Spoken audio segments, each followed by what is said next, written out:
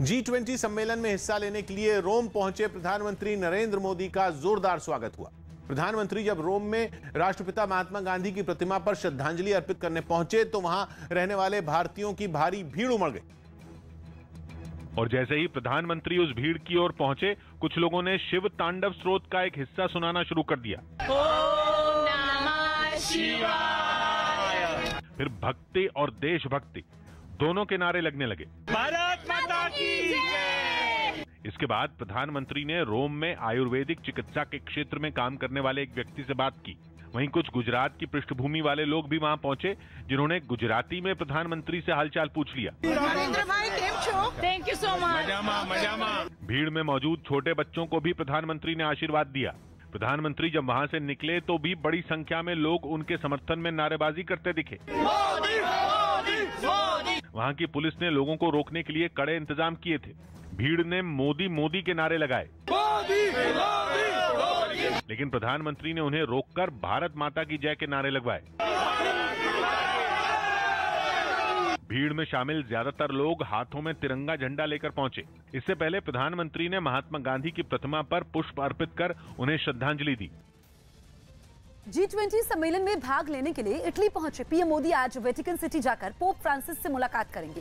Pope Francis Vatican के राष्ट्राध्यक्ष और ईसाई समुदाय के सबसे बड़े धर्मगुरु हैं। पीएम मोदी दोपहर 12 बजे वेटिकन जाकर पोप से मिलेंगे। इसके बाद दोपहर 3:15 पर वो G20 सम्मेलन के पहले सेशन में शिरकत करेंगे। 2 दिनों तक चलने वाले सम्मेलन को पीएम मोदी संबोधित भी करेंगे। शाम 5:30 बजे से इनकी कई देशों के राष्ट्राध्यक्षों से मुलाकात होगी। पीएम मोदी फ्रांस के राष्ट्रपति, इंडोनेशिया के राष्ट्रपति और सिंगापुर के पीएम से मुलाकात करेंगे। रात 10:30 बजे वो एक सांस्कृतिक कार्यक्रम में शामिल होंगे। इससे पहले कल पीएम मोदी ने इटली के पीएम मारियो ड्रागी से मुलाकात की। दोनों के बीच कोरोना और महामारी की वजह से अर्थव्यवस्था को हुए नुकसान की भरपाई के तरीकों पर चर्चा हुई। यही नहीं, बैठक में जलवायु परिवर्तन पर भी बात हुई। इटली के पीएम ने भारत में तेजी से हुए वैक्सीनेशन पर पीएम मोदी को बधाई दी। पीएम मोदी ने ट्वीट कर इटली के पीएम के साथ हुई मुलाकात का जिक्र किया और कहा कि इससे दोनों देशों के बीच संबंध और मजबूत होंगे।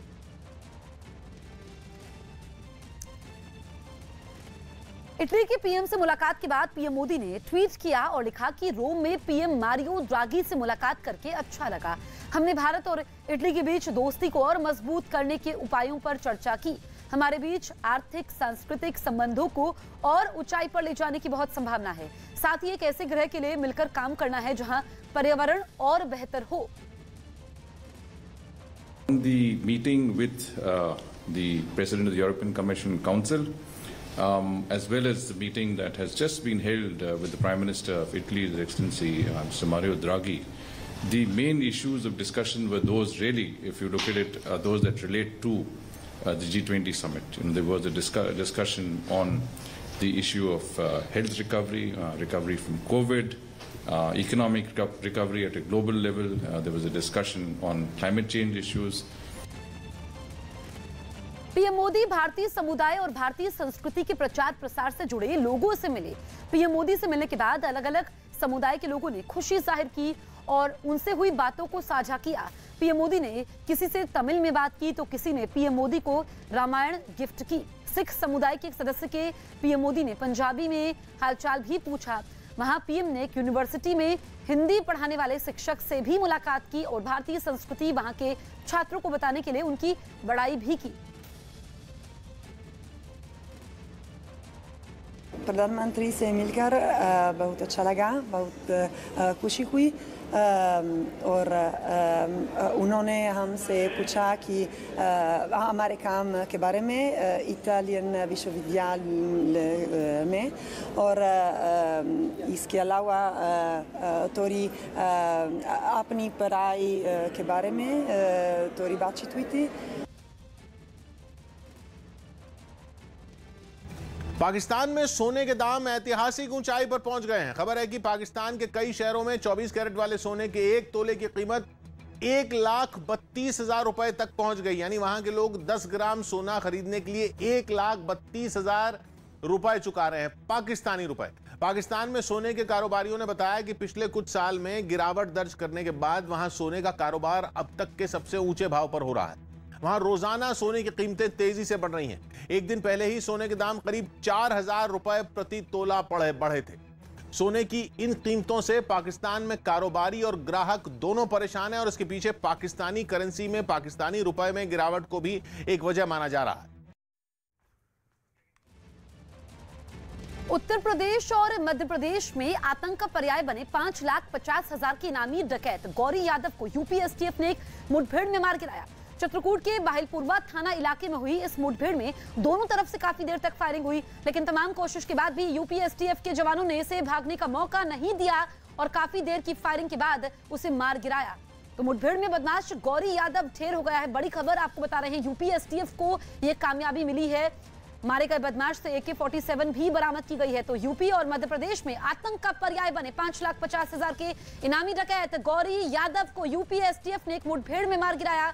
चित्रकूट के बाहिलपुरवा थाना इलाके में हुई इस मुठभेड़ में दोनों तरफ से काफी देर तक फायरिंग हुई, लेकिन तमाम कोशिश के बाद भी यूपी एसटीएफ के जवानों ने इसे भागने का मौका नहीं दिया और काफी देर की फायरिंग के बाद उसे मार गिराया।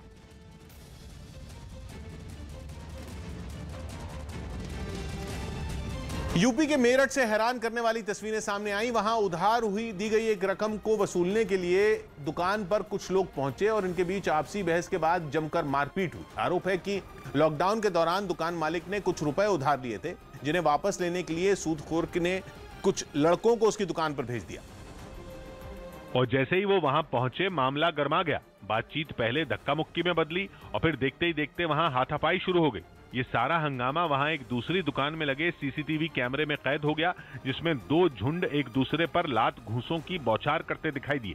इस दौरान उन लोगों ने दुकान की कुर्सियों और बाकी सामान से भी एक दूसरे पर हमला बोला। 1-2 लाख रुपए करीब थे, वो लेने गए थे तो उन्होंने गाली गुफ्तार हो गई, इतने में हाथापाई हो गई। लड़ाई के दौरान जिसके हाथ जो लगा उसे ही हथियार बना लिया गया। किसी ने लाठी से हमला किया तो कोई लोहे का सरिया लेकर दूसरे पर टूट पड़ा।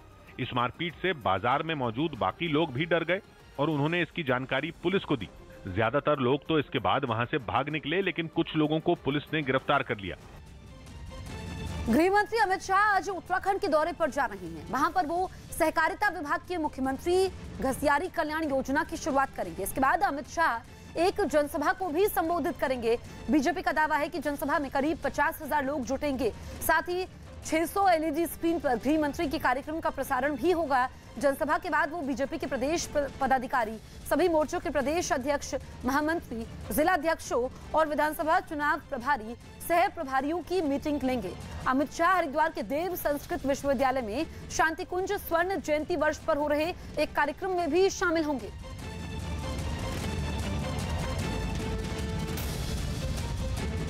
समीर वानखेड़े पर हमला करते हुए नवाब मलिक ने फैशन टीवी के कंट्री हेड काशिफ खान को भी चपेट में ले लिया। नवाब मलिक ने आरोप लगाया कि काशिफ खान ड्रग्स और पोर्नोग्राफी का दुनिया भर में धंधा करते हैं और क्रूज पर हुई पार्टी में मौजूद भी थे, लेकिन समीर वानखेड़े के नजदीकियां होने के कारण उन पर एनसीबी ने कोई कार्रवाई नहीं की। जबकि छापेमारी के वक्त भी काशिफ खान क्रूज पर मौजूद थे। नवाब मलिक ने ट्विटर पर पार्टी का एक वीडियो भी डाला जिसमें काशिफ खान डांस करते हुए दिखे। नवाब मलिक ने इससे पहले भी एक दाढ़ी वाले का जिक्र कर सनसनी फैलाई थी। दावा है कि वो दाढ़ी वाला कोई और नहीं काशिफ खान ही है। पोर्नोग्राफी का धंधा करता है, ड्रग का धंधा करता है, सेक्स रैकेट चलाता है और समीर वानखेड़े जी के उनसे अच्छे संबंध हैं। नाम सामने आते ही काशिफ खान ने सफाई देने में देर नहीं की। मैंने अपने खाने के पीने के सबके पैसे भरे। मैं उस क्रूज पे जैसे 1800 दूसरे क्लाइंट थे वैसे भी मैं एक क्लाइंट था। मैं ये क्रूज ना ऑर्गेनाइज किया हूँ ना मेरा कोई इस ऑर्गेनाइजेशन से कनेक्शन है। समीर वानखेड़े ने भी आरोपों को खारिज कर दिया। बिल्कुल झूठ, absolutely lie and I can not comment. इस बीच पूरे मामले पर सियासत भी शुरू हो गई। बीजेपी के नेताओं ने समीर वानखेड़े के समर्थन में और नवाब मलिक के खिलाफ मोर्चा खोल दिया। जम्मू कश्मीर के श्रीनगर में एशिया का पहला तैरता ओपन सिनेमा शुरू किया गया। इस ओपन सिनेमा में फिल्म कश्मीर की कली दिखाई गई। इस मौके पर रंगारंग कार्यक्रम हुआ जिसमें लेजर शो का भी आयोजन किया गया। रंग बिरंगी रोशनी से जगमग शिकारे और उस पर पारंपरिक वेशभूषा में मौजूद कलाकारों ने समा बांध दिया। डल झील के बीचों बीच सिनेमा शुरू किए जाने से पहले शिकारा कार्निवल का भी आयोजन हुआ। ओपन सिनेमा की खास बात यह है कि इसमें लोग डल झील पर आनंद लेते हुए फिल्म देख सकते हैं। इसके लिए एक बड़े हाउस बोट को सिनेमा स्क्रीन में बदल दिया गया है, जिसमें एक साथ सैकड़ों लोग शिकारे में बैठे बैठे फिल्म का आनंद ले सकते हैं। ये ओपन थिएटर वहां के पर्यटन विभाग की तरफ से बनाया गया।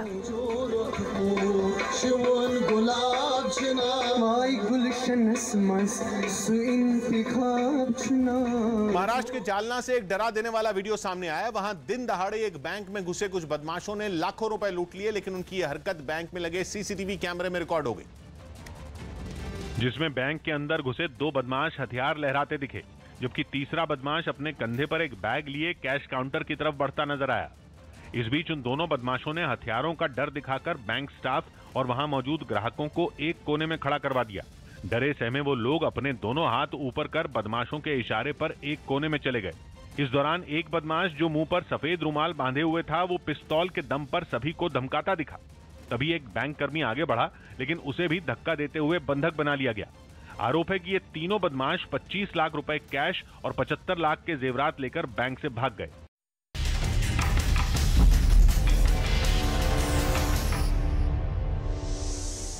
आज देश के अलग अलग राज्यों में 3 लोकसभा और 29 विधानसभा सीटों पर उपचुनाव के लिए मतदान होगा। 3 लोकसभा सीटों में मध्य प्रदेश की खंडवा, हिमाचल प्रदेश की मंडी और दादरा और नगर हवेली की एक सीट शामिल है। यही नहीं, 13 राज्यों की 29 विधानसभा सीटों पर उपचुनाव के लिए भी आज वोट डाले जाएंगे। बंगाल की दिनहाटा, शांतिपुर, खरदाहा और गोसाबा, तेलंगाना की हजूराबाद, राजस्थान की वल्लभनगर और धारियाबाद, मध्य प्रदेश की रैगांव, जोबाट और पृथ्वीपुर विधानसभा सीट, कर्नाटक की हंगल और सिंदगी सीट, हिमाचल प्रदेश की अर्की, फतेहपुर और जुब्बल कोटखाई, हरियाणा की एलनाबाद सीट और बिहार की तारापुर और कुशवेश्वर स्थान उन 29 सीटों में शामिल है जहां आज वोट डाले जाएंगे।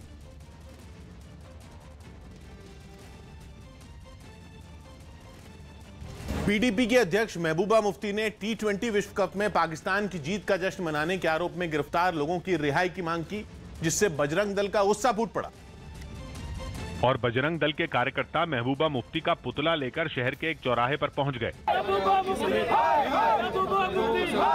बाद में इन कार्यकर्ताओं ने महबूबा मुफ्ती के पुतले फूंके और पाकिस्तान के इशारे पर हिंसा फैलाने वाले आतंकी संगठनों के खिलाफ भी नारेबाजी की। बजरंग दल ने पाकिस्तान का समर्थन करने वालों को आतंकी संगठनों का हिमायती करार दिया। पश्चिम बंगाल में कोरोना के बढ़ते मरीजों के बीच ममता सरकार ने कहीं राहत दी तो कहीं उससे जुड़ी पाबंदियों का समय बढ़ा दिया। न्यूज़ 18 की आशिका सिंह की रिपोर्ट है कि राज्य में राहत के साथ कोरोना से जुड़ी पाबंदियों को 30 नवंबर तक के लिए बढ़ा दिया गया और बंगाल में नाइट कर्फ्यू भी अगले आदेश तक जारी रहेगा। हालांकि काली पूजा और छठ पूजा के लिए नाइट कर्फ्यू से लोगों को राहत भी दी गई, जिसके तहत 2 से 5 नवंबर और फिर 10 और 11 नवंबर को नाइट कर्फ्यू में छूट मिलेगी। साथ ही लोकल ट्रेनें भी 50% क्षमता के साथ चलती रहेंगी। इसके अलावा स्कूलों और कॉलेजों को 16 नवंबर से खोलने का आदेश बरकरार है। जेएनयू में होने वाले एक वेबिनार पर विवाद खड़ा हो गया। इस वेबिनार के लिए भेजे गए इनविटेशन में लिखा गया कि कश्मीर पर भारत का कब्जा है। इस पर विवाद होने के बाद वेबिनार रद्द कर दिया गया। जेएनयू का सेंटर फॉर वुमेन्स स्टडीज इस वेबिनार का आयोजन करने वाला था, जिसमें आर्टिकल 370 हटने के बाद कश्मीर में चुनौतियों पर चर्चा होनी थी, लेकिन वेबिनार के इन्विटेशन में कश्मीर पर भारत का कब्जा बता दिया गया। जेएनयू टीचर्स फोरम ने ट्विटर पर इस वेबिनार का इन्विटेशन डालते हुए इसे देश विरोधी बता दिया। टीचर्स फोरम ने यूनिवर्सिटी प्रशासन से वेबिनार करने वालों के खिलाफ कार्रवाई की मांग भी उठाई। इस विवाद पर जेएनयू प्रशासन की तरफ से आए बयान में कहा गया कि उनसे इस वेबिनार के लिए इजाजत नहीं ली गई थी। अपने नए फोन की कीमत का ऐलान कर दिया। फोन दिवाली से बिक्री के लिए उपलब्ध होगा। कंपनी का दावा है कि यह फोन सबसे सस्ता स्मार्टफोन होगा, जिसे केवल 1999 रुपए देकर किसी भी जियो स्टोर से लिया जा सकेगा। हालांकि इस कीमत पर फोन खरीदने के बाद फोन की बाकी की कीमत आसान किस्तों में देनी होगी। इसके लिए भी कंपनी ने 18 महीने और 24 महीने के अलग अलग प्लान बनाए हैं। जियो फोन खरीदने के लिए लोगों को रिलायंस जियो की वेबसाइट पर रजिस्टर करना होगा। इस फोन के लिए गूगल ने खास तौर पर एक ऑपरेटिंग सिस्टम बनाया है, जिसका नाम है प्रगति। फोन को गूगल और जियो ने मिलकर ही तैयार किया है, जिसे भारतीय ग्राहकों को ही ध्यान में रखकर बनाया गया।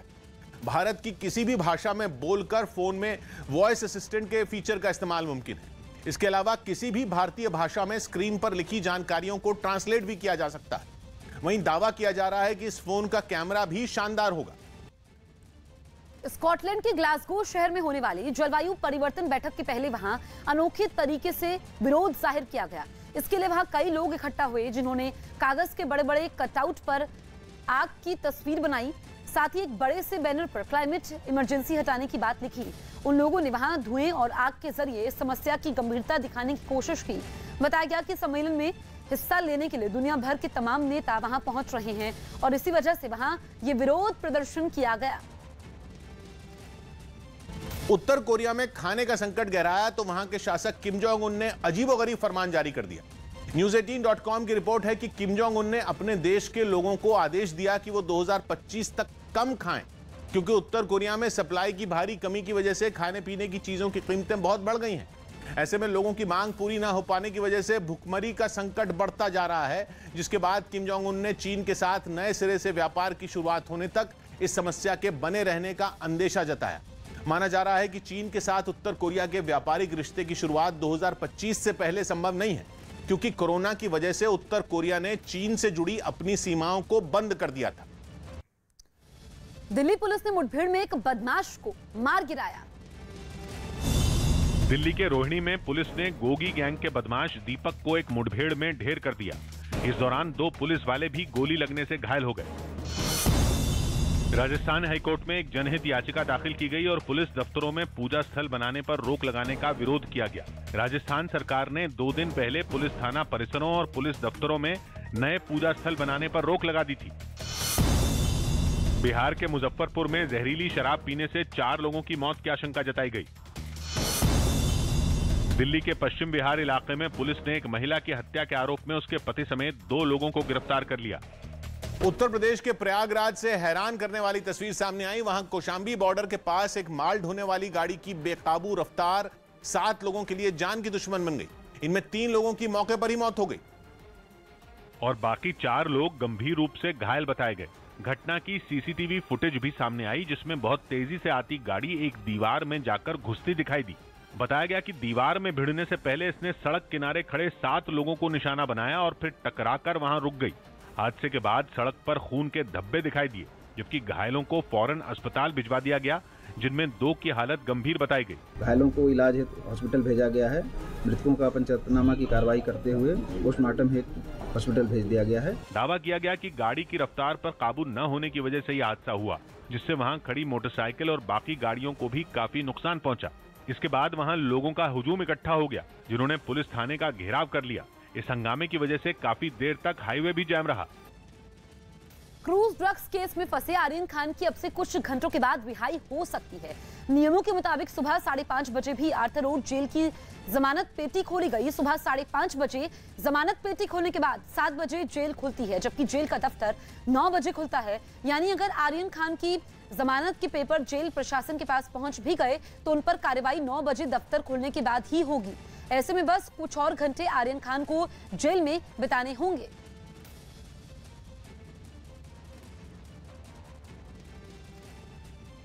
आर्थर रोड जेल की जमानत पेटी तड़के सुबह 5:30 बजे के करीब एक बार फिर खुली और इसमें जो बंद रिलीज ऑर्डर्स थे उन्हें जेल प्रशासन तक पहुंचाने के लिए, जेल एडमिनिस्ट्रेशन तक पहुंचाने के लिए अंदर ले जाया गया है। सबसे अहम बात यह है कि आर्यन खान के वकील सतीश मान शिंदे का साफ तौर पे कहना है कि रिलीज ऑर्डर जो हैं वो जेल प्रशासन तक पहुंच चुके हैं और कहीं ना कहीं जो रिहाई की प्रक्रिया है वो भी शुरू हो जाएगी। और क्योंकि जो जेल प्रशासन है उसका कामकाज जो है वो तड़के सुबह भले ही 5:30 बजे जमानत पेटी से जो रिलीज ऑर्डर होते हैं वो अंदर पहुंच जाते हैं, लेकिन जेल में प्रशासनिक कामकाज सुबह 9 बजे से शुरू होता है। लिहाजा अगर रिलीज ऑर्डर अंदर भी पहुंच गया है तो ऐसे में उनके आर्यन खान के जो रिलीज की प्रक्रिया है, यानी रिहा करने की प्रक्रिया है, वो 9 बजे के बाद ही शुरू होगी। सबसे अहम बात यह है कि कल देर शाम 5:30 बजे जब ये पेटी खोली गई थी तब तक आर्यन खान के रिलीज ऑर्डर अंदर नहीं पहुंच पाए थे। सबसे अहम बात यह है कि दिन में 4 बार ये पेटी खुलती है। हर रोज़ की तड़के सुबह पहले जब ये पेटी खुलती है तो वो 5:30 बजे का वक्त होता है, इसके बाद 10:30 बजे, दोपहर 3:30 बजे और फिर एक बार शाम को 5:35 पर आखिरी बार ये जामीन पत्र पेटी खुलती है। ऐसे में आज किसी भी तरह से जो है आर्यन खान को बाहर निकालने के लिए जो कल से कोशिश की जा रही थी लगातार, उसके मद्देनज़र आज तड़के सुबह जो जामीन पेटी में से 15 तकरीबन जो रिलीज़ ऑर्डर निकाल कर अंदर जेल प्रशासन तक पहुंचाए गए हैं, संभावित तौर पर उसमें आर्यन खान का भी रिलीज़ ऑर्डर मौजूद है। निश्चित तौर पर उनके वकीलों ने जो लीगल टीम है उसने साफ तौर पर कह दिया है कि रिलीज़ ऑर्डर जेल के प्रशासन तक पहुंच चुके हैं और तकरीबन 10 बजे से लेकर 12 बजे तक, यानी कि दोपहर से पहले पहले आर्यन खान सलाखों से बाहर होंगे, जेल से बाहर होंगे और अपने घर के लिए रवाना हो जाएंगे। इससे पहले कल क्रूज ड्रग्स केस में जमानत की प्रक्रिया पूरी हो जाने के बावजूद शाहरुख खान के बेटे आर्यन खान की रिहाई नहीं हो पाई। ड्रग्स केस में कोर्ट से जमानत मिलने और जूही चावला के जमानती बनने के बावजूद आर्यन खान की रात जेल में बीती, क्योंकि आर्यन खान की जमानत के कागज कानूनी प्रक्रिया के मुताबिक शाम 5:30 बजे तक ऑर्थर रोड जेल नहीं पहुंच पाए। जेल में तय वक्त पर जब जमानत बॉक्स खोला गया तो आर्यन का रिलीज ऑर्डर इसमें नहीं था, जिसके बाद उनकी रिहाई नहीं हो पाई। बॉम्बे हाईकोर्ट ने आर्यन खान को गुरुवार को ही जमानत दे दी थी, लेकिन नियमों के मुताबिक हाईकोर्ट का ऑर्डर एनडीपीएस कोर्ट पहुंचा। इसके बाद जूही चावला आर्यन खान की जमानती बनी और कोर्ट में सिक्योरिटी बॉन्ड भरा, लेकिन इस पूरी प्रक्रिया में पूरा करने में काफी वक्त लग गया और आर्यन खान का रिलीज ऑर्डर शाम 5:30 बजे तक जेल नहीं पहुंच पाया। हालांकि अब उम्मीद है कि अब से कुछ ही घंटों बाद आर्यन खान जेल से बाहर आ जाएंगे।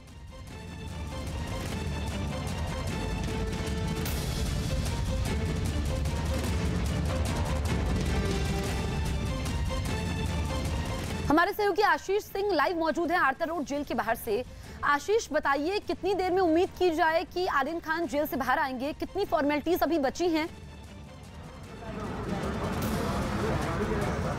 जी, आर्यन खान की जो लीगल टीम है उसने साफ तौर पे बता दिया है, सतीश पान शिंदे उन्होंने साफ तौर पे बता दिया है कि रिलीज ऑर्डर इस वक्त आर्थर रोड जेल में जो जमानत पेटी है वहां पर पहुंचे हैं और उस जमानत पेटी से सीधे ही रिलीज ऑर्डर अंदर पहुंच चुका हुआ है। लिहाजा जो प्रशासनिक कामकाज जो जेल का होता है वो तकरीबन 9 बजे शुरू होता है, यानी कि 9 बजे से प्रशासनिक कामकाज जब शुरू होगा तो जो 15 रिलीज ऑर्डर अंदर पहुंचे हैं उसमें से जो 15 रिलीज ऑर्डर पहुंचे उसमें से आर्यन खान का जो रिलीज ऑर्डर है उसके ऊपर इम्प्लीमेंटेशन किया जाएगा, जो डॉक्यूमेंट वेरिफिकेशन होते हैं वो पूरे किए जाएंगे और इसके बाद तकरीबन उम्मीद जताई जा रही है कि जो बैरक खुलता है, बैरक खुलने के बाद यानी कि जो 11 बजे एक तरह से कहा जाए कि लंच दिया जाता है उससे पहले पहले आर्यन खान जेल से बाहर आ जाएंगे। बिल्कुल, एक बार फिर से ये बताइए आशीष कि क्या जब जेल से रिहाई होगी आर्यन खान की तो उस वक्त शाहरुख खान मौजूद रहेंगे, उनके परिवार के लोग मौजूद रहेंगे, इस बारे में कोई जानकारी आपको मिल पाई है? जी, जानकारी के मुताबिक जो है तकरीबन 10 से 11 बजे के बीच में जो है आर्यन खान जेल से बाहर आएंगे और सबसे अहम बात यह है कि इस मूवमेंट के दौरान जो है जेल से रिहा होने के बाद सीधे यहाँ से होते हुए बेंच स्टैंड का रास्ता लेते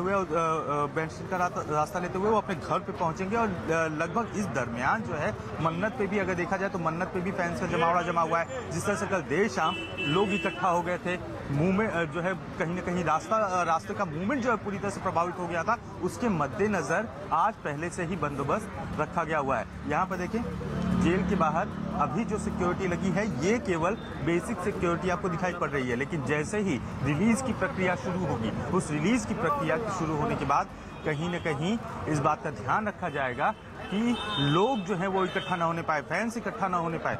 यहाँ पर पूरा रास्ता जो है वो आगे की तरफ अगर देखा जाए तो पूरी तरह से बंद किया गया हुआ है ताकि लोगों की मूवमेंट सिवाय जो गाड़ियां हैं उनके अलावा लोगों की मूवमेंट ना हो पाए। कोशिश ये की जा रही है कि जब आर्यन खान यहाँ से रिहा हो, क्योंकि जिस तरह से कल शाहरुख खान और गौरी निकले हुए थे कहीं ना कहीं कोशिश ये थी कि रिलीज ऑर्डर लेकर आर्थर रोड जेल पहुंचे, आर्थर रोड जेल पहुंचने के बाद आर्यन खान को यहाँ से पिक करके लेके जाने की तैयारी में थे।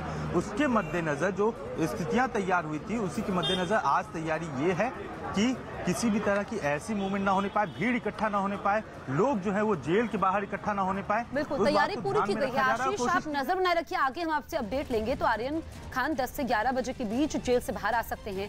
भले ही शाहरुख खान के बेटे आर्यन खान को कल जेल से रिहाई ना मिल पाई हो, मगर शाहरुख खान के घर में उत्सव का माहौल है। अब से थोड़ी देर बाद आर्यन खान के जेल से बाहर आने की उम्मीद है और खान परिवार ने बेटे के स्वागत के लिए तैयारी भी कल से शुरू कर दी थी। आर्यन के स्वागत के लिए मन्नत को लाइटों से सजाया गया। शाहरुख खान के घर मन्नत पर कुछ लोग लाइटें लगाते हुए दिखाई दिए, जबकि घर के बाहर भी उनके फैंस का जमावड़ा रहा।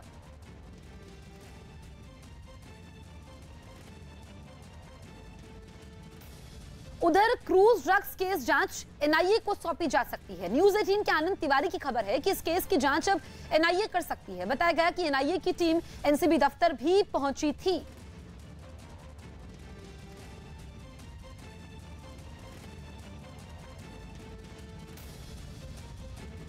फेसबुक ने अपनी कंपनी का नाम बदलकर मेटा कर दिया, लेकिन जिस सोशल नेटवर्किंग साइट फेसबुक को लोग इस्तेमाल करते हैं उसका नाम नहीं बदला है।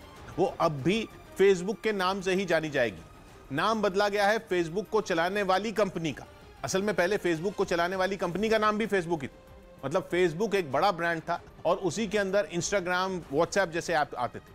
लेकिन मार्क ज़करबर्ग ने ऐलान किया कि उनकी कंपनी का कॉर्पोरेट नाम बदलकर अब मेटा कर दिया गया है, यानी उसे रीब्रांड कर दिया गया है और अब उसी के अंदर फेसबुक, इंस्टाग्राम और व्हाट्सएप जैसी एक सब्सिडरी की तरह होगा।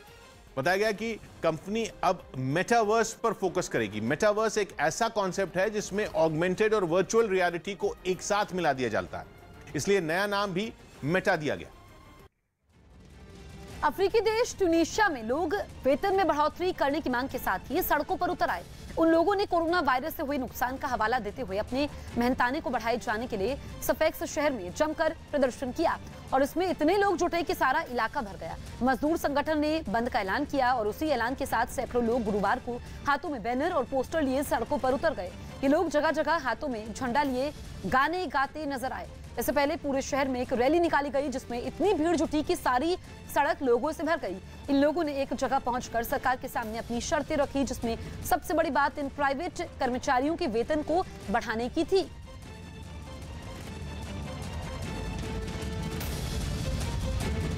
यूपी के मेरठ से हैरान करने वाली तस्वीरें सामने आई। वहां उधार दी गई एक रकम को वसूलने के लिए दुकान पर कुछ लोग पहुंचे और इनके बीच आपसी बहस के बाद जमकर मारपीट हुई। आरोप है कि लॉकडाउन के दौरान दुकान मालिक ने कुछ रुपए उधार लिए थे, जिन्हें वापस लेने के लिए सूदखोर ने कुछ लड़कों को उसकी दुकान पर भेज दिया और जैसे ही वो वहां पहुंचे मामला गर्मा गया। बातचीत पहले धक्का मुक्की में बदली और फिर देखते ही देखते वहां हाथापाई शुरू हो गई।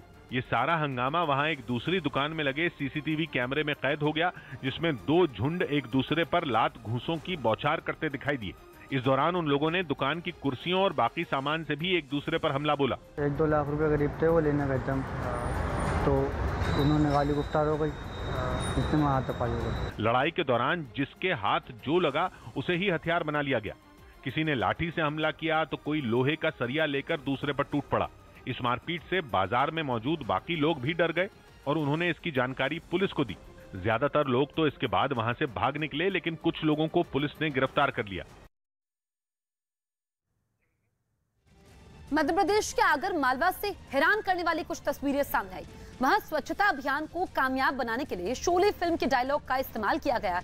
इस अभियान से जुड़ा एक कलाकार तो गांधी जी की वेशभूषा में नजर आया और उसने एक जगह बैठकर लोगों को सफाई रखने का संदेश दिया। इसके बाद अभियान से जुड़े कलाकारों ने एक नुक्कड़ नाटक पेश किया, जिसमें कोई गब्बर बना तो कोई सांभा। उन्होंने अपनी अदाकारी और डायलॉग के जरिए लोगों को बीमारी से बचने के लिए सफाई रखने पर जोर दिया।